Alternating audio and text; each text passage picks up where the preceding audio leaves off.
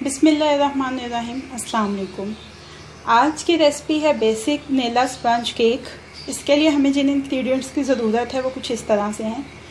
3 eggs हैं हमारे पास, 3 ऑन्स all purpose flower है, 3 ऑन्स पाउडर शुगर है हमारे पास, और 1/4 टीस्पून या 1/4 टीस्पून हमारे पास वनीला एसेंस है। अपने ओवन को हमने फुल पे प्री हीट कर लेना है आधा घंटा पहले। इसकी बेकिंग के लिए हमें 180 डिग्री की ज़रूरत होगी।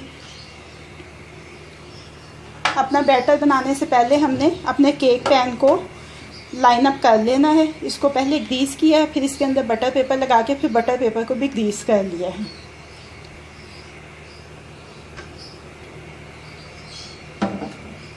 अब हम एक बड़ा मिक्सिंग बाउल लेंगे।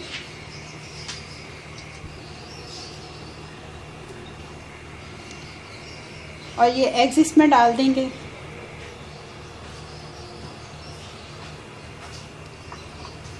और इसकी एगी स्मेल को ख़त्म करने के लिए हम इसमें वनीला एसेंस शामिल करेंगे। अब हम अपनी बीटिंग स्टार्ट करते हैं।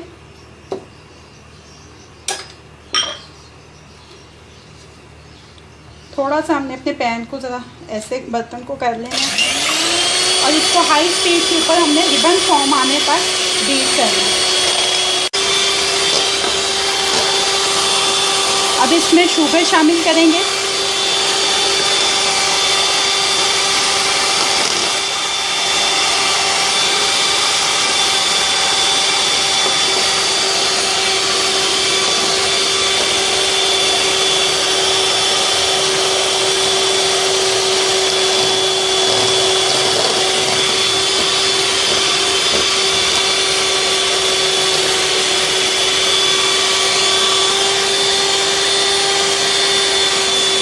ये देखिए, ये डबल इन वॉल्यूम हो गए हैं हमारे एग्स जो थे।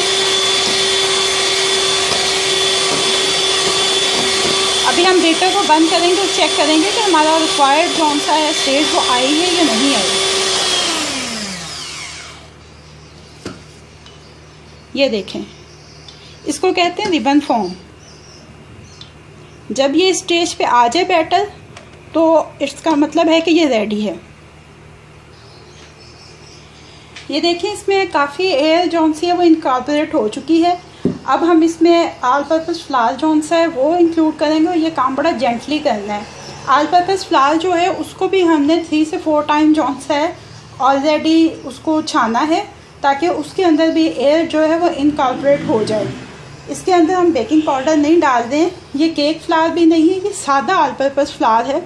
लेकिन आप देखेंगे कि हमने ये जो एग्स इतनी अच्छी तरह से बीट किए हैं उसकी वजह से इसके अंदर इतनी एयर इनकॉर्पोरेट हो गई है कि हमारा स्पंज जौन सा है वो बहुत ही अच्छा मॉइस्चराइज और सॉफ्ट बनेगा।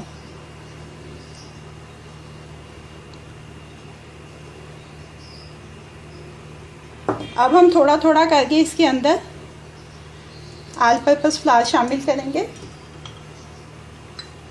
और कट एंड फोल्ड करेंगे हम। ये देखें, ऐसे कट फोल्ड फोल्ड कट।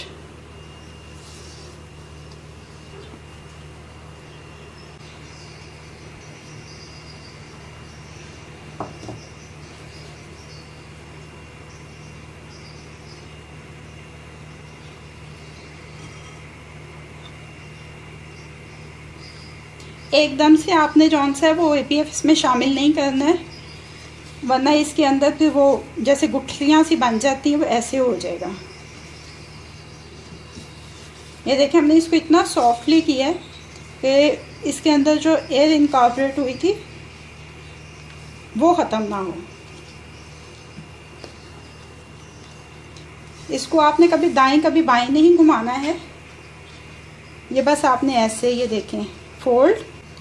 अब हम अपना पैन लेंगे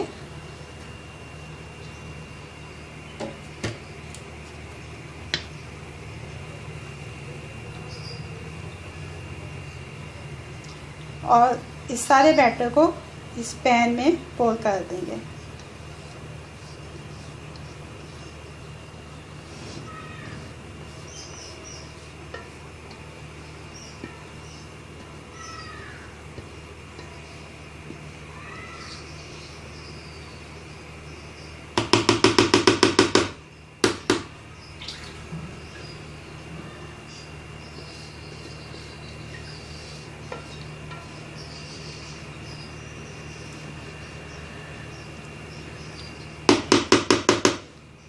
बेटर रिजल्ट्स के लिए आप हमेशा स्पैचुला के साथ ही ये वाला प्रोसेस करें। जब एक दफ़ा आपके एग्स जौन से हैं वो रिबन स्टेज पे आ जाते हैं तो उसके बाद आप उसमें मशीन इस्तेमाल ना करें, इलेक्ट्रिक बीटर उसमें इस्तेमाल मत करें।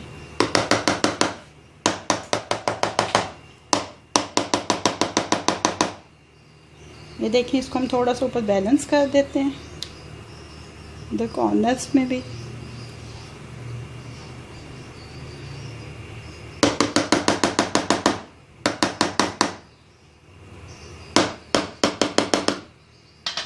देखें अब ऐसे इसको 3-4 दफ़ा हम टैप करेंगे ऐसे इसको। ये देखें अब हमारा जो बैटर है ये ओवन में जाने के लिए रेडी है। अब हम इसको ओवन में डाल देंगे 180 डिग्री पे। ये तकरीबन 20 मिनट में हमारा जो है रेडी हो जाएगा।